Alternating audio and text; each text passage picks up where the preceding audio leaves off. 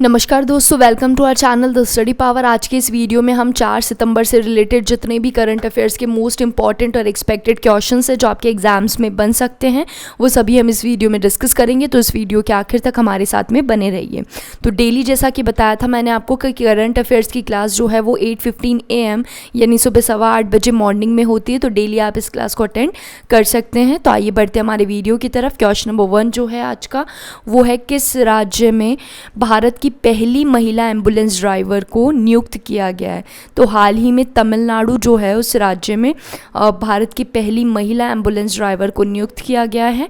और तमिलनाडु के मुख्यमंत्री जो है पलानीस्वामी द्वारा की गई एक नई पहल के तहत भारत की पहली महिला एम्बुलेंस ड्राइवर के रूप में वीर लक्ष्मी को नियुक्त किया है। तो इनका नाम भी आपको ध्यान रखना है, वीर लक्ष्मी।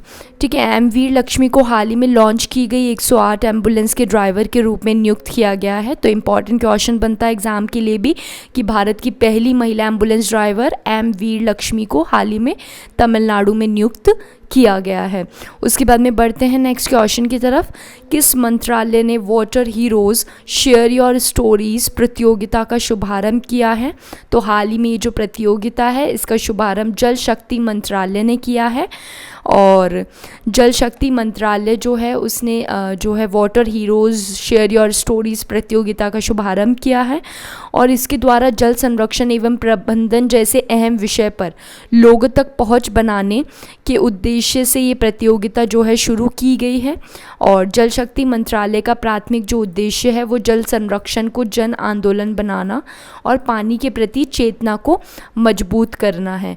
ठीक है, तो आप इसे ध्यान रखेंगे कि जो है हाल ही में ये जो प्रतियोगिता है वो जल शक्ति मंत्रालय द्वारा जो है शुरू की गई है।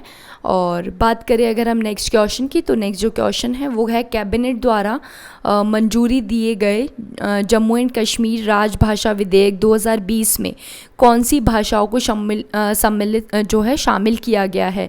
तो हाल ही में जम्मू एंड कश्मीर राजभाषा विधेयक जो है कैबिनेट द्वारा इसको मंजूरी मिली है। और इसमें जो है कश्मीरी, हिंदी और डोगरी यानी इन सभी 3 भाषाओं को जो है शामिल किया गया है। और केंद्रीय मंत्रिमंडल ने जम्मू और कश्मीर राजभाषा विधेयक 2020 को मंजूरी दी है। किसने दी है? केंद्रीय मंत्रिमंडल ने। अभी संसद में इसे पेश करना बाकी है दोस्तों। और जम्मू कश्मीर राजभाषा विधेयक 2020 के अनुसार उर्दू और अंग्रेज़ी के साथ साथ, उर्दू और अंग्रेज़ी तो है ही, और उसके साथ साथ कश्मीरी, डोगरी और हिंदी भी जम्मू और कश्मीर केंद्र शासित प्रदेश की आधिकारिक भाषाएं होगी। और इस विधेयक को आगे आने वाले मानसून सत्र में संसद में पेश किया जाएगा। अभी इसको कैबिनेट ने मंजूरी दी है। तो इसका आंसर क्या हो जाएगा? उपयुक्त सभी। तो 5 भाषा हो गई इसकी, तो 5 आप ध्यान रखेंगे। किस राज्य सरकार ने गंदगी भारत छोड़ो नामक एक अभियान शुरू किया है? तो हाल ही में मध्य प्रदेश जो राज्य है उसने ये गंदगी भारत छोड़ो नामक एक अभियान शुरू किया है। और मध्य प्रदेश सरकार द्वारा 15 दिनों तक चलने वाली गंदगी भारत छोड़ो नामक एक अभियान को शुरू किया है। और इसके तहत 7 लाख से अधिक लोगों ने स्वच्छता बनाए रखने की शपथ ली।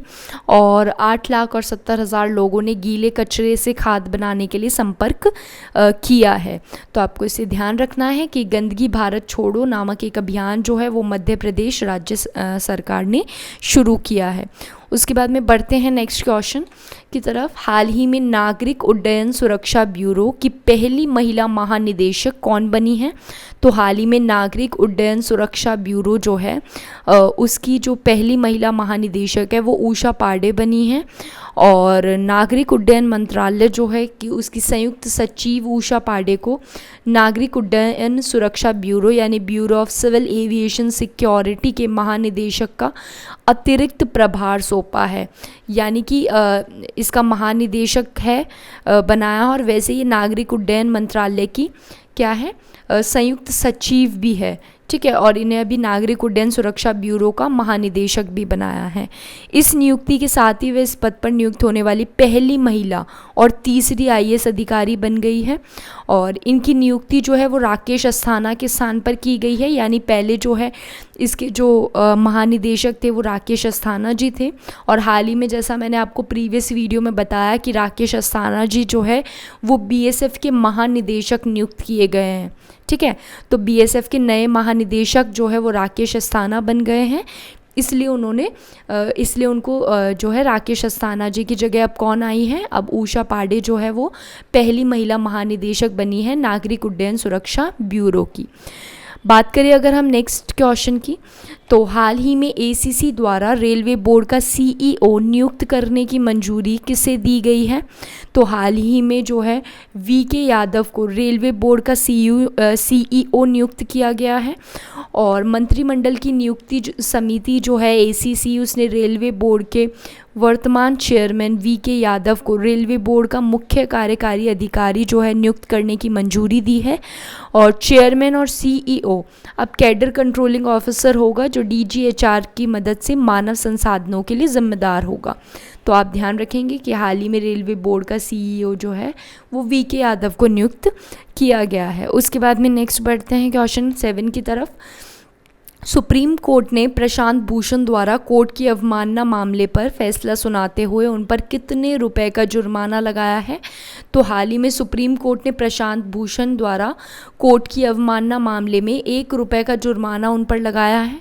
और सुप्रीम कोर्ट ने न्यायपालिका के प्रति अपमानजनक ट्वीट करने के कारण उन्होंने 2 ट्वीट्स किए थे दोस्तों, और उनके कारण आपराधिक अवमानना के दोषी उन्हें माना था प्रशांत भूषण को, और उन्हें सज़ा सुनाते हुए हाल ही में उन्होंने 1 रुपये का सांकेतिक जो है जुर्माना उन पर लगाया है। तो आप ध्यान रखेंगे कि 1 रुपये का जुर्माना उन पर लगाया गया है।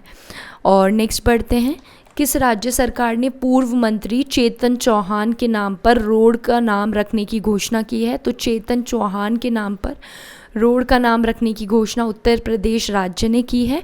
और पूर्व क्रिकेटर थे चेतन चौहान, और उत्तर प्रदेश सरकार के कैबिनेट मंत्री भी रहे हैं।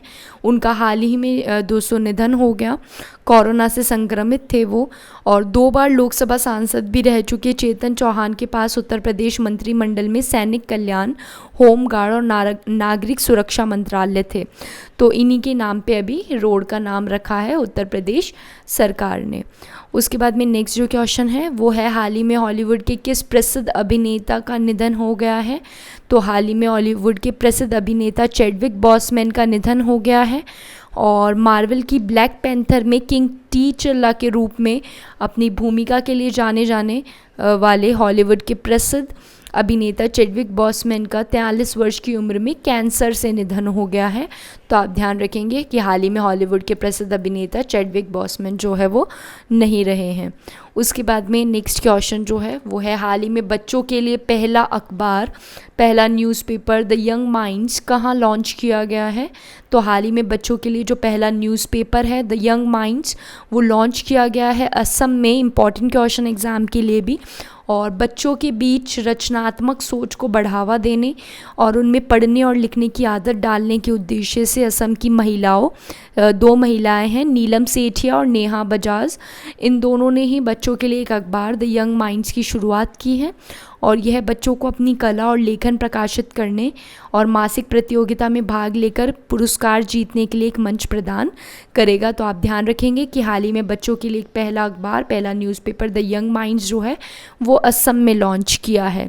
तो आज का जो क्वेश्चन है दोस्तों, जिसका आंसर आपको मुझे कमेंट सेक्शन में करके बताना, वो है भारत की पहली महिला कार्डियोलॉजिस्ट कौन थी जिनका हाल ही में निधन हुआ है? इसका आंसर मैंने आपको डिस्क्रिप्शन के साथ में प्रीवियस बताया है। तो आपको इसी का आंसर मुझे कमेंट सेक्शन में करके बताना है कि भारत की पहली महिला कार्डियोलॉजिस्ट कौन थी जिनका हाल ही में निधन हुआ है।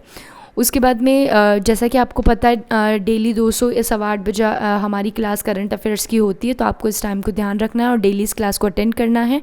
जितने भी अपकमिंग एग्जाम से रिलेटेड इन्फॉर्मेशन होती है वो हम अपने फेसबुक पेज और टेलीग्राम चैनल पर देते हैं। तो आप हमारे फेसबुक पेज को लाइक कर सकते हैं, टेलीग्राम चैनल को ज्वाइन कर सकते हैं, हमारे चैनल को आप सब्सक्राइब करें आगे आने वाली इन्फॉर्मेशन के लिए। ज़्यादा से ज़्यादा दोस्तों इस वीडियो को लाइक करें, अगर आपको पसंद आया तो अपने दोस्तों के साथ में शेयर करना ना भूलें। Thank you for watching.